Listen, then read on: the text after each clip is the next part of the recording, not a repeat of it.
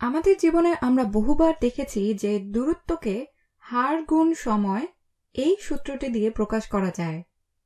এই ভিডিওতে আমি এখানে এই সহজ সূত্রটি, এই সমীকরণটি ব্যবহার করে বোঝাতে চাচ্ছি যে একক সমূহকে বীজগাণিতিক পদ হিসেবে দেখা যায় এবং আমরা এগুলোকে চলকের মতো সূত্র বা সমীকরণ নিয়ে কাজের ক্ষেত্রে ব্যবহার করতে পারি এবং এ থেকে আমরা এটাও বোঝাতে পারবো যে আমরা সঠিক উত্তর পাচ্ছি কিনা। উদাহরণস্বরূপ, যদি কেউ তোমাকে কোনো কিছুর হার দেয়, যদি কেউ কোনো হারের কথা বলে, ধরা যাক প্রতি সেকেন্ডে 5 মিটার এবং সময় দেয় ধরা যাক 10 সেকেন্ড, তাহলে এখন আমরা খুব সহজেই এই সূত্রটি প্রয়োগ করতে পারি। আমরা বলতে পারি, আচ্ছা, দূরত্ব হলো আমাদের হার 5 মিটার প্রতি সেকেন্ডে গুণ আমাদের সময় 10 সেকেন্ড। এখানে মজার ব্যাপারটি হলো, যেটি আমি মাত্র বললাম যে আমরা এককগুলোকে চলকের মতো ব্যবহার করতে পারি, তো এটি সমান হবে, আচ্ছা, গুণের ক্ষেত্রে আমরা যে ক্রমেই করি না কেন সেটা কোনো বিষয় নয়, সুতরাং আমরা ক্রম পরিবর্তন করতে পারি। এটা সমান 5 গুণ 10 গুণ মিটার ভাগ সেকেন্ড গুণ সেকেন্ড।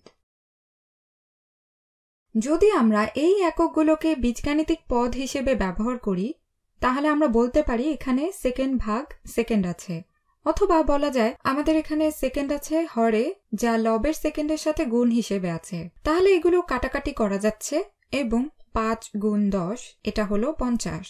আমাদের হাতে এখন রইল 50 এবং যেই এককটি রইল তা হলো মিটার, 50 মিটার। তাহলে আমরা দেখলাম এককগুলো কিভাবে কাজ করে। যখন আমরা এককগুলোকে বীজগাণিতিক পদ হিসেবে ব্যবহার করলাম, তখন আমরা শেষে আমাদের দূরত্ব পেলাম মিটারে, যেটা আমাদের দূরত্বের একটি একক। এখন তুমি হয়তো ভাবতে পারো যে আচ্ছা, এটা ঠিক আছে, কিন্তু এরকম একটি সাধারণ হিসেবের ক্ষেত্রে এটি ব্যবহার করাটা খুব জরুরি নয়। কিন্তু আমি তোমাদের যা বোঝাতে চাচ্ছি তা হলো, দূরত্ব সমান হার গুণ সময়ের মতো সহজ সূত্রের ক্ষেত্রেও আমি মাত্র যা করলাম সেটি বেশ সহায়ক, এবং যা আমি করছি তাকে আসলে বলা হয় মাত্রিক বিশ্লেষণ। দূরত্ব সমান হার গুণ সময়ের মতো সহজ কোনো ক্ষেত্রে এটা বেশ সহায়ক, কিন্তু যখন তুমি পদার্থবিজ্ঞান, রসায়ন এবং ইঞ্জিনিয়ারিং এর ক্ষেত্রে যাবে, তখন তুমি আরো অনেক অনেক জটিল সূত্র পাবে। সেক্ষেত্রে যখন তুমি মাত্রিক বিশ্লেষণ করবে, তখন নিশ্চিত হবে যে হিসেব ঠিক হচ্ছে কিনা। কিন্তু এটি দিয়েও চলো আমরা আর একটু জটিল উদাহরণ দেখি। ধরা যাক আমাদের হার হচ্ছে 5 মিটার প্রতি সেকেন্ডে, কিন্তু ধরা যাক আমাদের সময় সেকেন্ডের পরিবর্তে ঘন্টায় দেওয়া আছে। তাহলে ধরি সময় হচ্ছে 1 ঘন্টা। এখন চলো এই সূত্রটির প্রয়োগ করি। আমাদের দূরত্ব সমান হবে 5 মিটার প্রতি সেকেন্ড গুণ সময় হচ্ছে 1 ঘন্টা। তাহলে এটা সমান কি হবে? 5 গুণ 1, তাহলে আমরা 5কে 1 দিয়ে গুণ করছি এবং আমরা পাচ্ছি 5। কিন্তু মনে রেখো, আমাদের এককগুলোকে বীজগাণিতিকভাবে ব্যবহার করতে হবে, তাহলে আমাদের মাত্রিক বিশ্লেষণ করতে হবে। এটি হচ্ছে 5 এবং এখানে আমাদের আছে মিটার প্রতি সেকেন্ড গুণ ঘন্টা, বা তুমি বলতে পারো 5 মিটার ঘন্টা প্রতি সেকেন্ড। দেখো, এটি কিন্তু আমাদের পরিচিত কোনো এককের সমষ্টি নয়, এটি আমাদের দূরত্বের প্রচলিত এককের মতো নয়, তাই এটি আমরা কোনোভাবে বাদ দিতে চাই।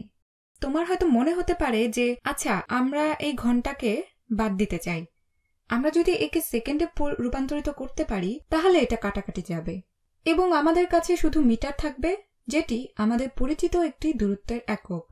তাহলে আমরা এখন এটি কিভাবে করব? আমরা এটাকে এমন কিছু দিয়ে গুণ করতে চাই যার হর হচ্ছে ঘন্টা এবং লব হচ্ছে সেকেন্ড। তাহলে এটা হলো সেকেন্ড প্রতি ঘন্টা। 1 ঘন্টা সমান কত সেকেন্ড? আচ্ছা, 3600 সেকেন্ড। এটা আমি এই রং দিয়ে করছি। 1 ঘন্টা সমান 3600 সেকেন্ড। এখন যখন তুমি গুণ করবে, এই ঘন্টা এবং এই ঘন্টায় কাটাকাটি হবে, এই সেকেন্ড এবং এই সেকেন্ডে কাটাকাটি হবে এবং আমাদের বাকি থাকবে 5 গুণ 3600। তাহলে এটা কি হবে? 5 গুণ 3000 সমান 15000। 5 গুণ 600 হবে 3000। তো এটা হবে 18,000। এখন আমাদের যে এককটি বাকি আছে সেটি হলো মিটার। 18 ও এটি হবে 18,000, হবে 18,000 মিটার। আমাদের হয়ে গেল। এখন আমরা আমাদের দূরত্বকে আমাদের পরিচিত এককে প্রকাশ করতে পেরেছি। যদি তুমি 1 ঘন্টা ধরে 5 মিটার প্রতি সেকেন্ড গতিতে যাও তাহলে তুমি 18,000 মিটার পাবে। কিন্তু চলো আমরা মাত্রিক বিশ্লেষণকে আরেকটু ভিন্নভাবে কাজে লাগাই। আমরা যদি আমাদের উত্তরটি মিটারে না চেয়ে কিলোমিটারে চাই তাহলে কি হবে? তখন আমরা কি করব? আচ্ছা, আমরা যদি 18,000 মিটারকে এমন কিছু দিয়ে গুণ করতে পারি যার হর হচ্ছে মিটার এবং লব কিলোমিটার, তাহলে এই মিটারগুলো বাদ যাবে এবং আমাদের কাছে থাকবে কিলোমিটার। তাহলে আমরা একে কি দিয়ে গুণ করতে পারি যাতে মানের পরিবর্তন না হয়? আমরা এটিকে 1 দিয়ে গুণ করতে চাই, তো এখানে সমতুল মান লিখব। তাহলে 1 কিলোমিটার হল 1000 মিটার এর সমতুল। আমরা এভাবে চিন্তা করতে পারি যে আমরা একে 1 দিয়ে গুণ করছি, 1 কিলোমিটার ভাগ 1000 মিটার। আচ্ছা, 1 কিলোমিটার হচ্ছে 1000 মিটার, সুতরাং এটি 1 এর সমান। এখানে মজার ব্যাপার হলো আমরা মিটারকে মিটারের সাথে কাটাকাটি করতে পারছি এবং তোমার থাকছে 18,000 ভাগ 1000, যার সমান হলো 18, এবং আমাদের একক বাকি থাকলো কিলোমিটার, এবং আমাদের হয়ে গেল। আমরা দূরত্বকে পুনরায় প্রকাশ করছি মিটারের পরিবর্তে কিলোমিটার দিয়ে।